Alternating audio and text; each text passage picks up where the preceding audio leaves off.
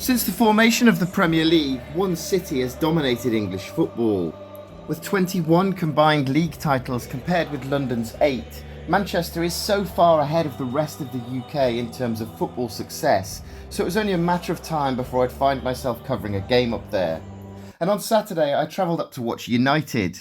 Wait, no, not that United, I mean this United.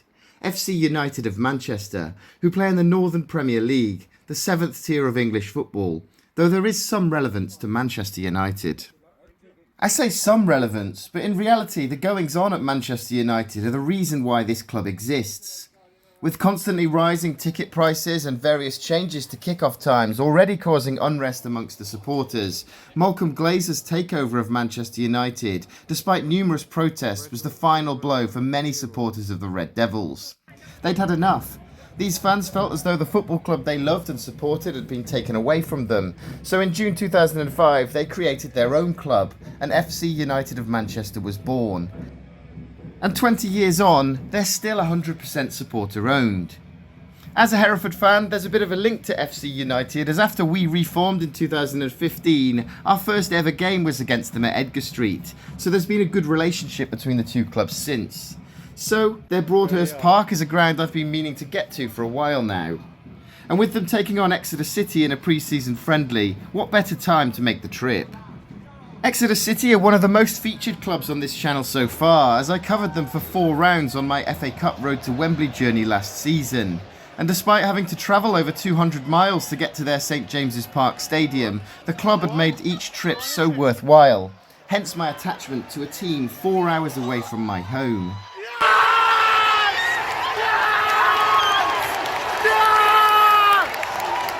And here's my favourite player from that Road to Wembley series, giving his thoughts on last season. I'm here with top scorer from my FA Cup Road to Wembley journey and the top scorer from the FA Cup competition proper. Yep. Josh, could you just talk me through Exeter City's cup run from last season? Yeah, it was amazing. We played Barnet in the first game, then we played Chesterfield in the second game, then we got a brilliant draw at home against Nottingham Forest. So it was an amazing journey, obviously, coming up against Premier League opposition. It was always going to be tough. We took them right the way to penalties. And then we would have managed to play Ipswich Town again at home. But it just wasn't our day. But yeah, it was fairly enjoyable. And that Forest game, I don't think many people gave you much chance with Exeter City's form in the league, and Forest third in the Premier League, and I think you could have beaten them on the night. No, exactly. Yeah, I think we always take the mick out of Ed turns because he got sent off, sort of hampered us. But yeah, our form going into that game wasn't the best. We were conceding goals like wildfire, and then obviously what Nottingham Forest were doing in the Premier League, being third, as you said, it was potentially a slippery slope. But no, listen, that's the beauty of the cup, isn't it? That's why everyone loves the FA Cup, because it's so unpredictable, and that's what we managed to show. So took them all the way to the wire. Going out in penalties was devastating, but I think we done ourselves proud, and then from that we managed to go on and have a successful end of the season. Absolutely did yourselves proud, and also it was not only a good cup run, but it was Exeter's best for 44 years. Yeah, it was. That's all I heard when I was on the way. No, it was. We were told that not only from fans but the gaffer and obviously the ownership. So being able to carry that mantle was brilliant, and obviously you get to write yourself into sort of folklore with always being remembered in that cup competition. You know, your name will carry that burden. So yeah, it was very, very good. And could you just summarise last season as a whole? Obviously, I think you were fairly safe in the middle of League One last season. Yeah, no, it was. I think obviously externally, I think the noises Exeter would do quite well to finish mid-table. Internally, we wanted to finish as high as we possibly can. The club's highest position that they finish is 8th, and we wanted to beat that. That was our goal. It didn't happen. Obviously, we had a fantastic start, and then we had a bit of a wobble in the middle, and then we had a strong end. So it was sort of a mixed bag, but I think overall it was a successful season in terms of dealing with injuries, dealing with boys who got sold, new players coming in. There was a roller coaster, and we managed to stay together and see it out. You know, we just didn't let it whimper out. We didn't finish sort of bottom, and we were hanging on. We sort of had a strong end of last season. So you can always find pros and cons, but I tend to look at the pros more than I do the cons these days. And how are the preparations for this coming season? How are the club looking ahead of the new League One season? Yeah, it's been good. The players that we brought in are good calibre players that have played in this league, or just as competitive in the rifle own leagues that they've played before. New formations, new patterns of play, just a whole plethora of stuff really that we're trying to deal with. But the most important thing when you come into pre-season is like Spaghetti Junction, and then as the season sort of looks to fill in here in the 2nd or 3rd of August, it sort of turns into the M6 toll. But it's just trying to navigate the carnage of football, trying to make the most of what you can, and we're looking forward to it. I think we've all bought into it. We've all sacrificed a lot, but it's something that we're willing to do because we know what success looks like at the end of it. And obviously you're carrying an injury at the moment. When will we be seeing you back roughly? Do we know? I think now it'll be another 2 to 3 weeks before I'm back in training, and then maybe another week or so after that before I'm ready to be involved in the games. It's just about basically trying to get myself as fit and ready and powerful again, and letting the surgery fully heal. So I was carrying an injury from about November time on last year, and it was an absolute nightmare, and it was time to go under the knife when we were mathematically safe. And yeah, thanks for your time. No problem at all. Thank you for asking for me. With both clubs being supporter-owned, FC United have a great relationship with Exeter City, and Saturday's game was arranged to celebrate the 20th anniversary of FC United of Manchester, and complete the second leg of a tie that kicked off back in 2012, when Exeter won 3-1 at St James's Park.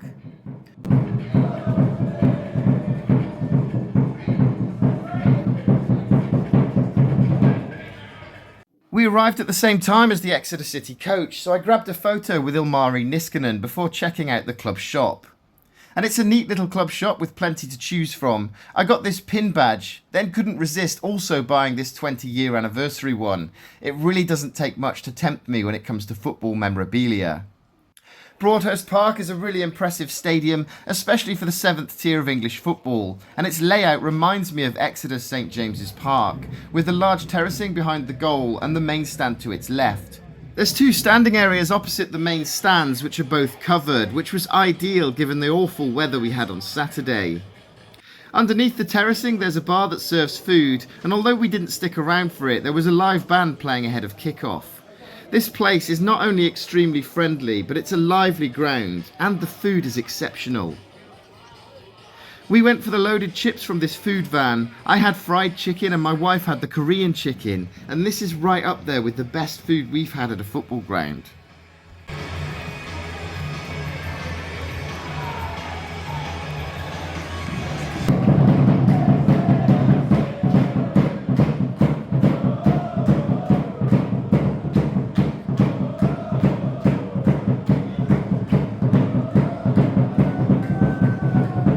Ahead of the kick-off, both sets of fans were lively, and it was great to see United and Exeter fans mixing throughout, and the Grecians hadn't been put off by the 5-hour journey here.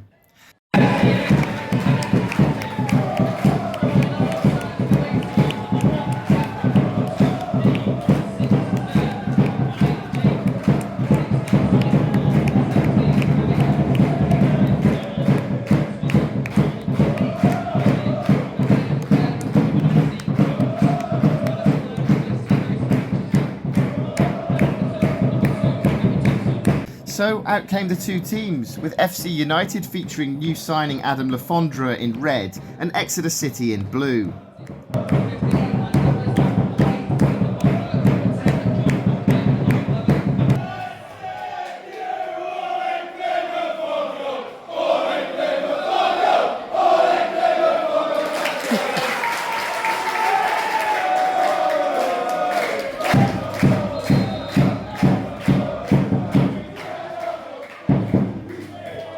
With 4 leagues difference between the 2 teams and Exeter fielding a strong lineup, it was always going to be difficult for the home side, and it didn't take long for the golfing class to show.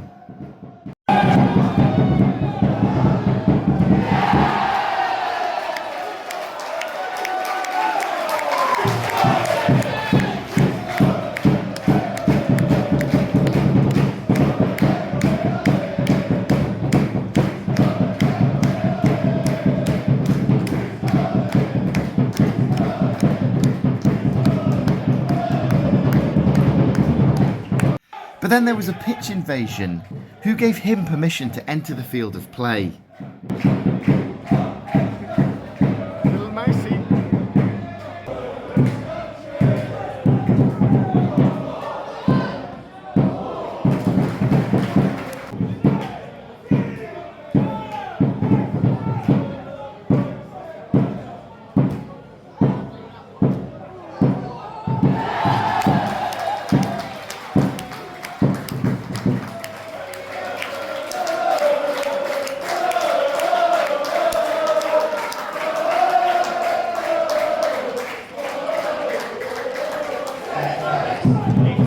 It looked like we were going to witness a hammering, but after conceding twice in the first few minutes of the game, FC United came into it a little more and created a few chances of their own.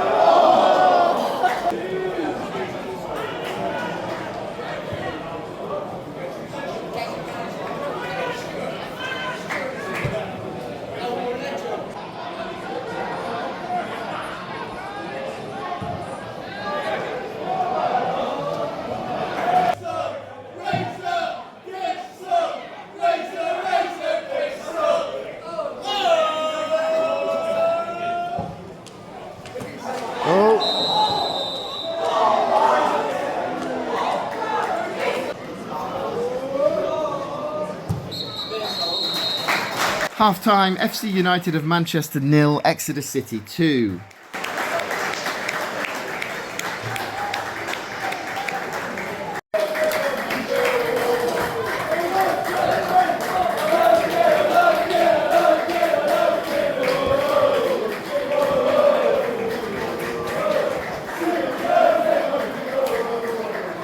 On to the second half, and how's this for awful timing? Just about to go to the snack bar at FC United of Manchester, and there's always a goal when I'm at the snack bar, so let's see what happens. Annoyingly and typically, FC United scored while I was on my way back from the snack bar, and this was the best goal of the lot. What a strike!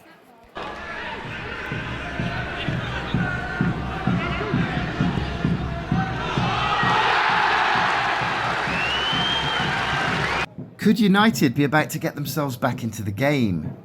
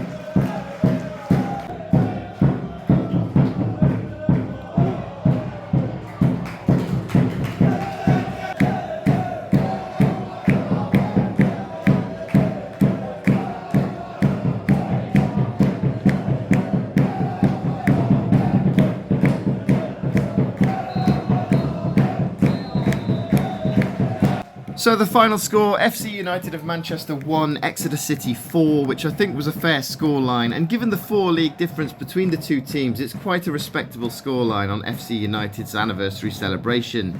And after the game, Exeter City awarded them with this commemorative plaque, which is a lovely touch from a classy football club. I really enjoyed my trip to Broadhurst Park. It's a really impressive stadium with an extremely welcoming vibe, and I will be returning at some point during the season for sure. As for Exeter City, well, my coverage will continue into the 25-26 season despite the long trip down to Devon. Thank you to them for setting up my interview with Josh Magennis, and to Josh himself for taking the time to speak to me, as well as the brilliant fans who came to say hello on the day. Make sure you're subscribed to my channel if you've enjoyed this video, and it's another new ground for me this week as I'm headed up to the Northam, home of Gainsborough Trinity, as they take on local rivals Lincoln City in one of their last pre-season friendlies. Thanks for watching.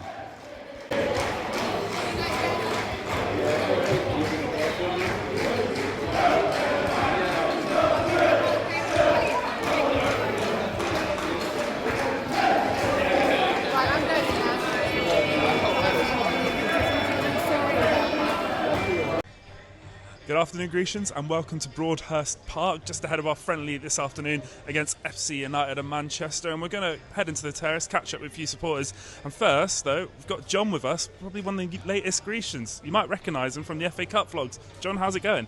Really well, thank you. Yeah, really good. I am a full Grecian now.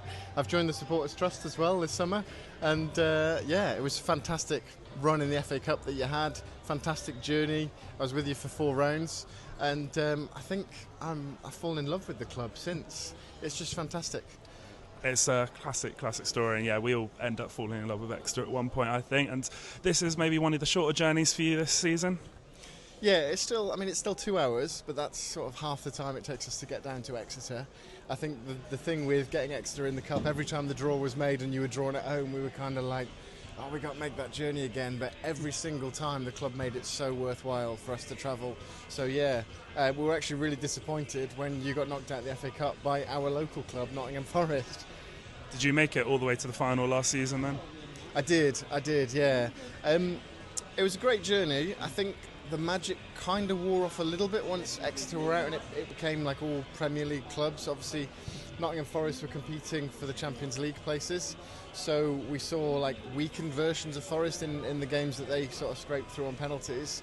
That semi-final was a great game, Forest and Man City though, and then obviously we saw Crystal Palace winning in the final.